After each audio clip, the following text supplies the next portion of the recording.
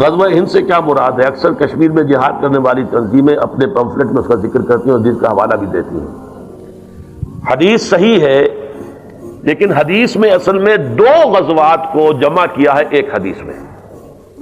عصابتان من امتی احرزہم اللہ من النار، حضور نے فرمایا میری امت کے دو لشکر، دو گروہ ایسے ہیں جن کو اللہ نے آگ سے بچا لیا ہے، آگ سے گویا کہ چھٹکارا ان کا ہو گیا ہے۔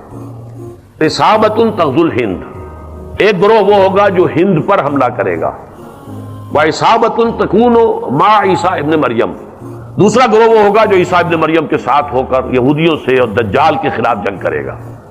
اب ان دونوں کا ایک حدیث میں ہونا لازماً میرے نزدیک ثبوت ہے اس کا کہ یہ سائملٹینیس ہوں گے، ورنہ غزوہ ہند جو ہے وہ تو محمد ابن قاسم بھی آئے تھے، اکیلا غزوہ تو پھر وہ ہو چکا، پھر وہ حدیث کا منشا پورا ہو چکا، پھر اب آپ آگے اس کو کوٹ نہ کیجیے۔